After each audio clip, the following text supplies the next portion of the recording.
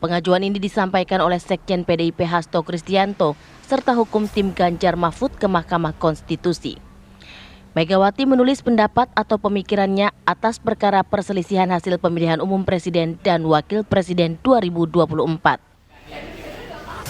Selain Megawati Soekarno Putri, amicus curiae juga diajukan oleh Indonesia American Lawyer Associate atau IALA. IALA merupakan asosiasi pengacara Indonesia yang ada di Amerika Serikat. Mereka mengajukan amicus curiae sebagai bagian agar pemilu 2024 berjalan jujur dan adil. Sebelum diajukan, perwakilan IALA telah berdiskusi dengan para ahli sebelum menyampaikan amicus curiae ke Mahkamah Konstitusi. Hingga Kamis sore, Mahkamah Konstitusi telah menerima total 33 pengajuan amicus curiae dalam konteks sengketa Pilpres. Secara prosedural, seluruh amicus curiae tersebut telah diserahkan kepada Majelis Hakim. Sesuai jadwal, Mahkamah Konstitusi akan mengumumkan putusan sidang sengketa Pilpres 2024 pada tanggal 22 April mendatang. Saat ini Hakim Mahkamah Konstitusi masih menggelar rapat permusyawaratan hakim atau RPH. Tim TV One mengabarkan.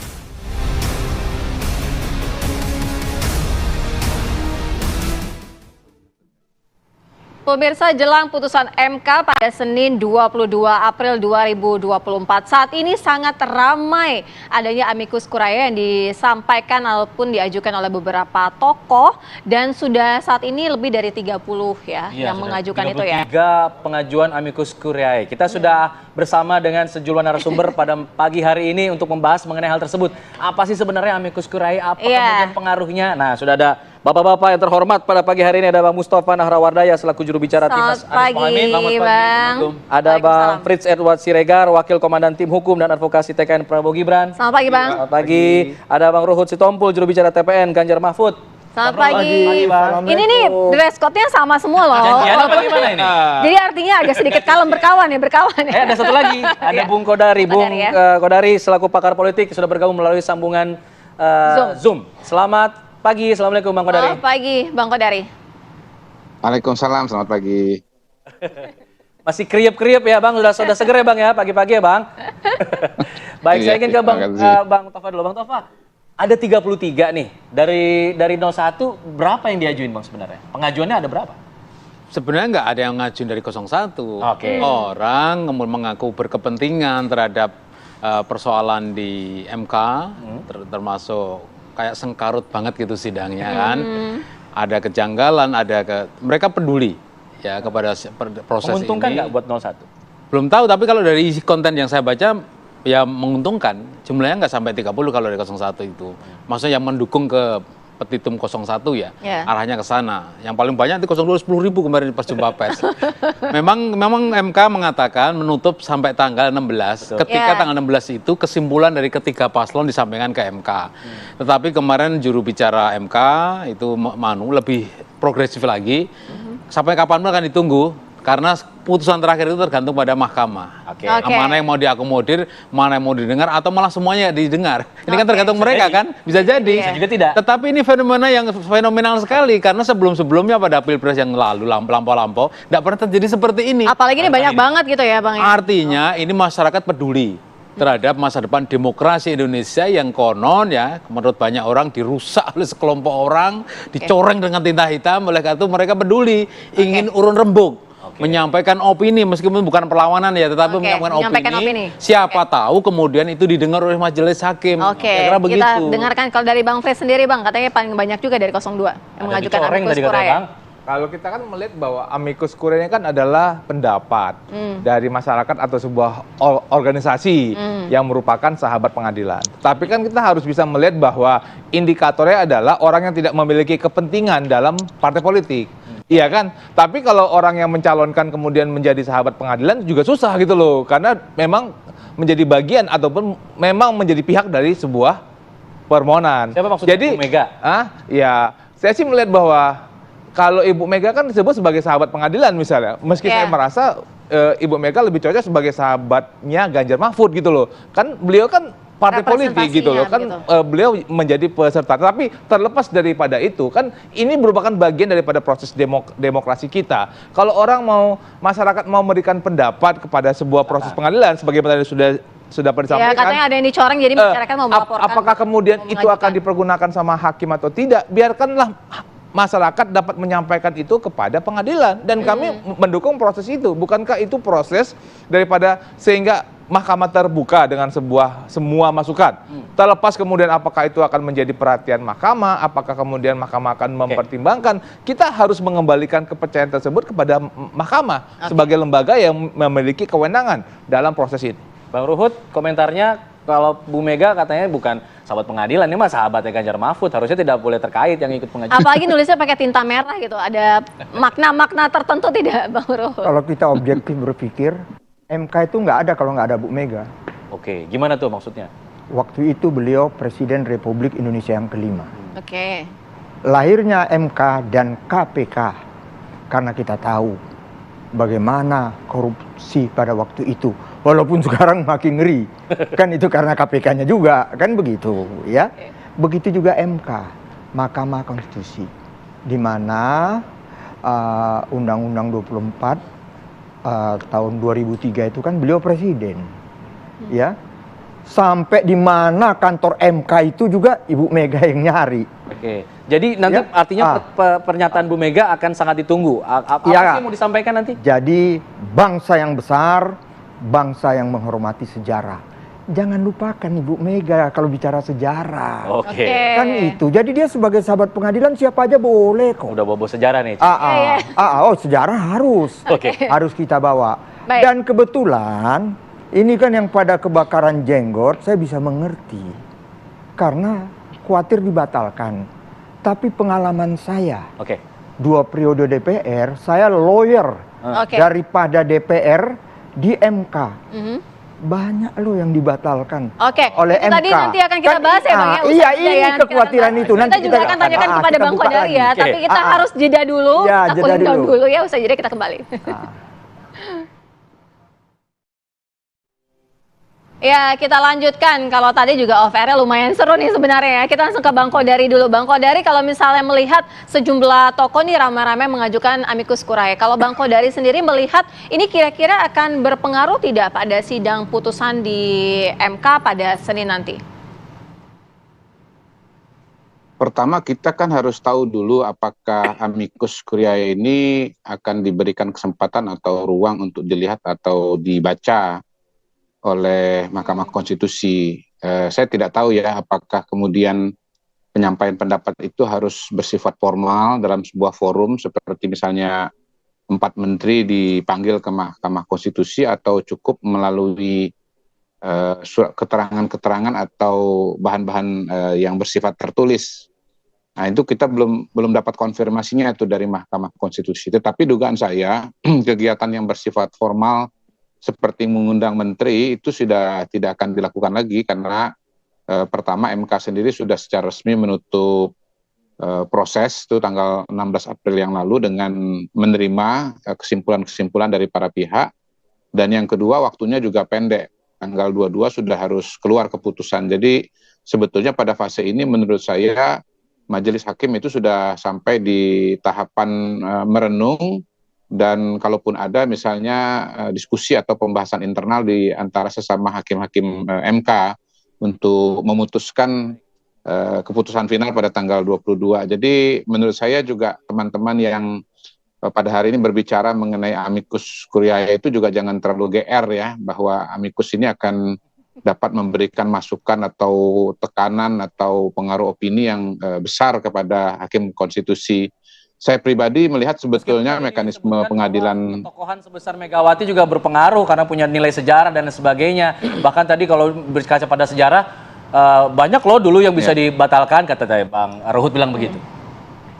Iya. Khusus untuk Ibu Megawati menurut saya sebetulnya kalaupun diberikan kesempatan Ibu Megawati untuk tampil ya berbicara, saya kira poin-poin utamanya mungkin 90% sudah kita ketahui dan kita dengar, baik dari statement Ibu Mega, tulisan Ibu Mega khususnya di harian Kompas yang panjang lebar itu, maupun dari pernyataan-pernyataan yang disampaikan oleh orang-orang dekat beliau seperti Mas Hasto Kristianto. Jadi melanjutkan apa yang disampaikan tadi, bahwa sebetulnya semua poin-poin keberatan, semua poin-poin masukan, semua pandangan, semua perspektif itu pada dasarnya sudah terakomodasi dalam mekanisme sidang yang kemarin. Kita tahu bahwa 01 diberikan kesempatan seharian penuh untuk menampilkan saksi-saksinya di luar argumentasi atau posita dan petitum yang sudah ada di dalam gugatan. Saya kira sudah sangat-sangat komprehensif lah. Bahkan sebetulnya amicus curiae dalam pengertian luas menurut saya justru inisiatifnya sudah diambil oleh Mahkamah Konstitusi dengan menghadirkan 4 menteri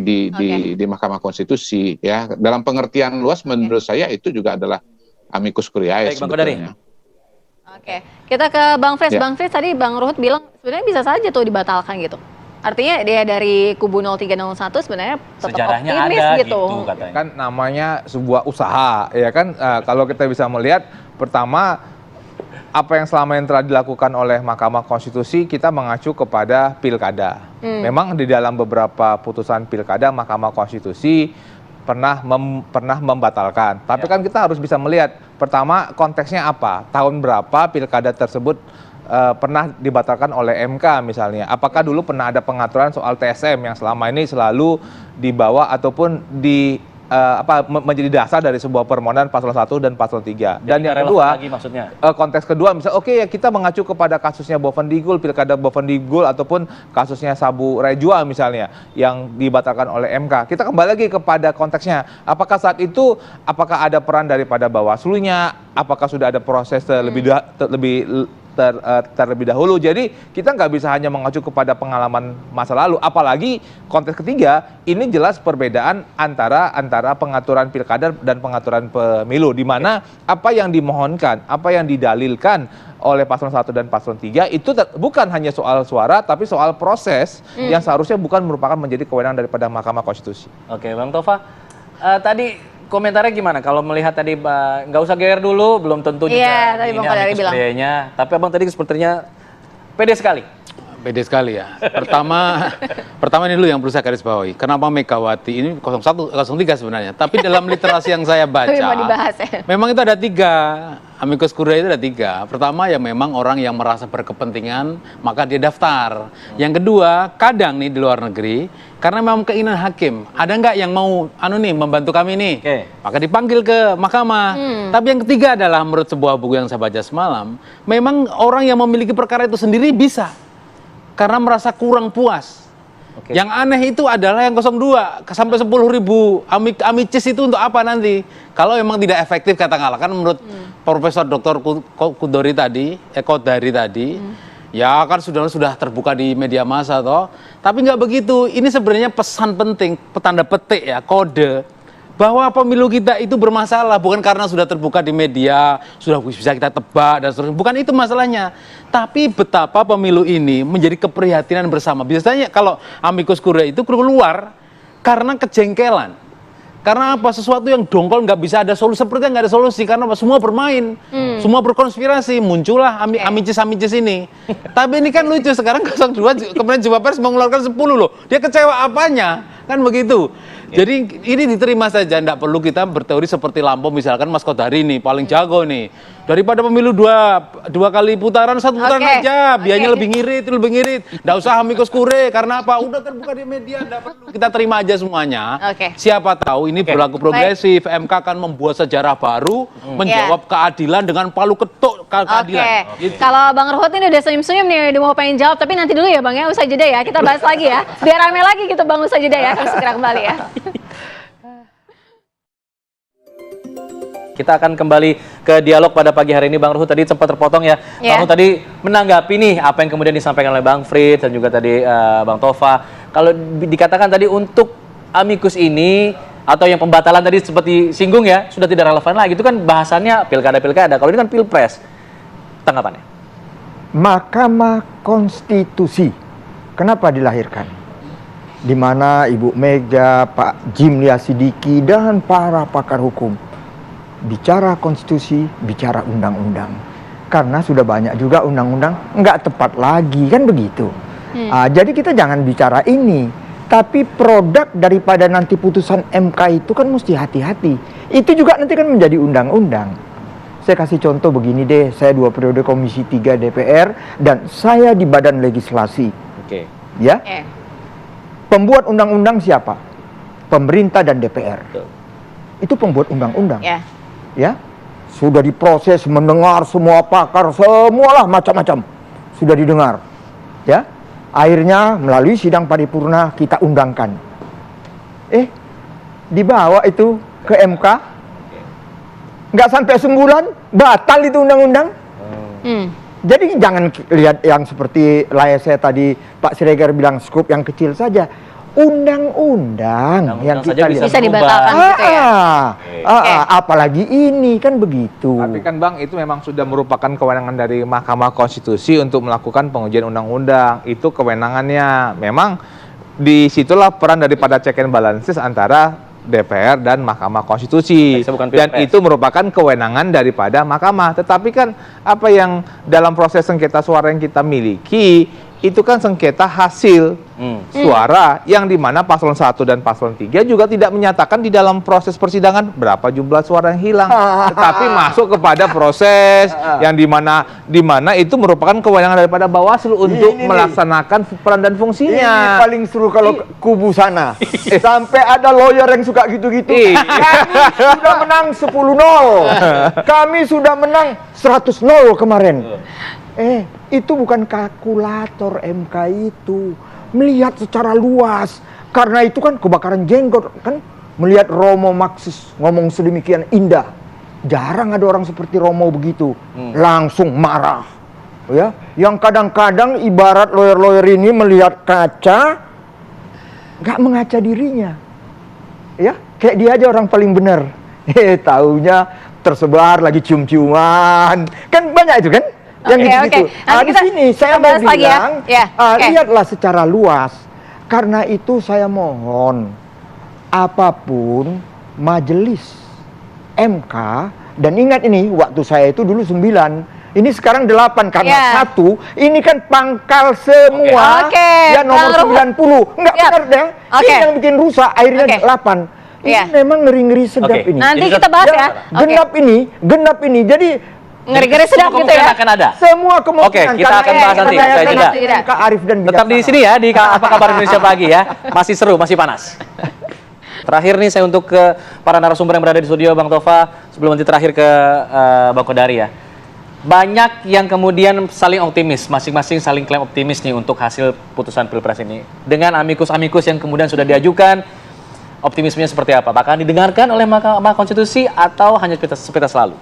Saya yakin Mahkamah akan mendengarkan, ya akan membuat terobosan progresif bahwa banyaknya keluhan masyarakat, banyaknya gugatan yang dilakukan oleh ini, dan tiga kan 2 diantaranya kan menggugat kan, mengajukan permohonan untuk diskualifikasi. Artinya ini ada spesialis case yang harus diselesaikan.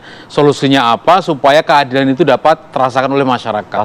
Salah satunya adalah hadirnya para amicis ini. 01 memang tidak mengerahkan amicis ya, tapi masyarakat sendiri yang mana ada nama Din Samsudin, Habib Rizik, ada Yusuf Marta, kemudian ada Reza Indagri Amril, narasumber TV One juga, dan ada sekitar 30 lebih ya yang isinya adalah mendukung supaya MK mengetuk palu keadilan betul terasa, menjadi ketukan emas berbahasa Megawati, dan itu supaya menjadi perubahan MK yang semula tercoreng tinta hitam sekarang menjadi tinta emas, sehingga MK menjadi terhormat, marwahnya terjaga, kemudian Indonesia kembali memiliki Mahkamah Konstitusi yang bukan mahkamah keluarga lagi. Waktu terbatas ya, jadi biar bergantian. Ke 02 Bang Frits. Ya, kembali untuk menyatakan apa yang tadi telah sampaikan oleh Pak Prabowo agar para pendukung untuk tidak turun ke jalan, dan mari kita biarkan, mari kita serahkan seluruhnya kepada Majelis Hakim Mahkamah Konstitusi. Kalau dari kacamata kami bahwa semua yang perlu dikatakan sudah diperkatakan dalam proses persidangan. Persidangan yang secara terbuka, masing-masing paslon sudah menyampaikan, dan para amikus kurai dengan berbagai kapasitasnya sudah menyampaikannya kepada Mahkamah Konstitusi. Dan kami percaya bahwa Mahkamah Konstitusi akan kembali mengingat kepada kewenangan yang telah dimiliki. Ini kan bukan suatu kewenangan yang muncul tiba-tiba, tapi proses refleksi, proses yang sudah dibahas di DPR, dan terakhirnya sampai inilah di mana kewenangan Mahkamah Konstitusi untuk menyelesaikan sengketa hasil pemilu. Bang Ruhut, silakan. 8 hakim MK Mereka adalah utusan yang maha kuasa Tuhan di muka bumi ini, istimewa Indonesia tercinta yang sedang pesta demokrasi. Percayalah, mereka akan arif dan bijaksana. Karena itu apa yang dihimbau oleh Pak Prabowo, himbauannya baik sekali. Marilah kita selalu damai di bumi. Damai, Itu saja.